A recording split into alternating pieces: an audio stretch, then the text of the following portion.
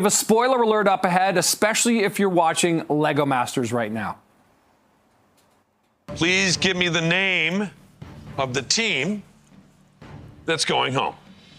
We're sad to see anyone go, but the team we need to send home today is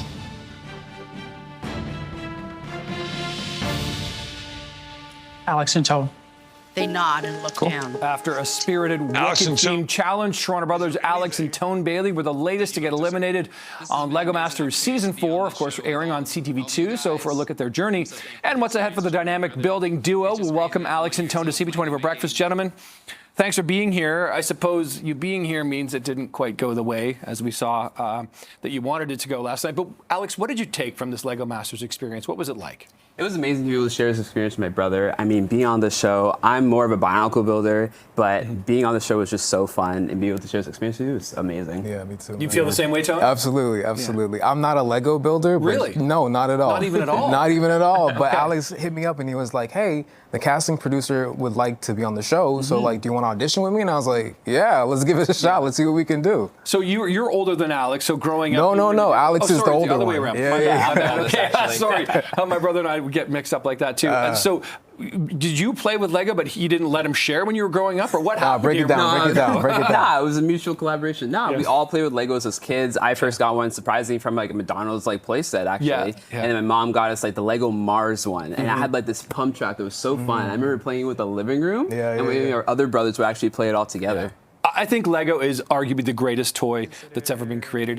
Lino, like you, I grew up playing on buckets of it, right? You just build and build. The creativity, the mind is. And let's talk about this creation of yours, Alex, because this is really impressive. Again, like I was saying in the break, there are no instructions for this. This is just coming out of the genius of your mind here. What's the inspiration for this, and how long did this take you? So the inspiration from this was just different characters I've been making over the couple of years. This is actually my self-mock, so it's me in bionicle form. And this one actually took about 3 years, and it was way bigger. 3 years? Yeah, 3 years. I started this around the pandemic. It was just a little side project, and very slowly I took it from something really big to something medium-sized for me. So this is what I ended up creating, and so I just used different building techniques, and I'm really proud of the way it came out. Right. So, and it is a remarkable, not life size, but just like the scope, the size of it is really remarkable. And Tone, when you look at this and you consider what Alex was doing with Lego, like, when you were on the show with him, did you feel the pressure knowing that he was sort of the expert and you were kind of like the apprentice almost? Absolutely.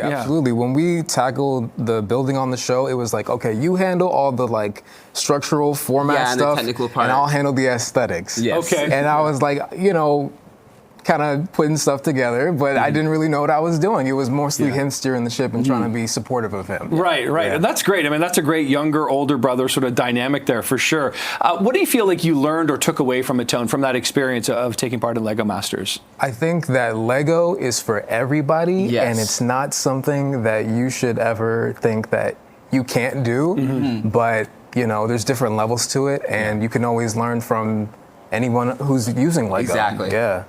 And what did you take, Alex, and how would you describe that sort of like the thrill of being on set and then that pressure of the clock, right? They set that clock and it's like build, figure it out. Like, what was that like? It was a lot. I think it's just you learn how to be creative on the spot. You learn to come up with different spontaneous ideas. You learn how to team build, but you also just learn to have fun with it and just do what you can. I think we had a really good casting team, and we had a good Lego Masters family, honestly. Yeah. So, I've watched the show, but how much do you know going in? Like, are you kind of aware what the theme may be or what the sort of like theme of the show or like design you may be doing? Like, do you go in with ideas is what I'm asking, or is it like on the spot you're like, okay, got to figure this out? You literally do it right then and there. They don't tell you anything. You go in blind. I mean, we watched the show, so we were aware of what we were required to do, but to go on and be like, okay, cool, you're building Star Wars, you're building Wicked, it was just kind of like, okay, cool, let's go into it.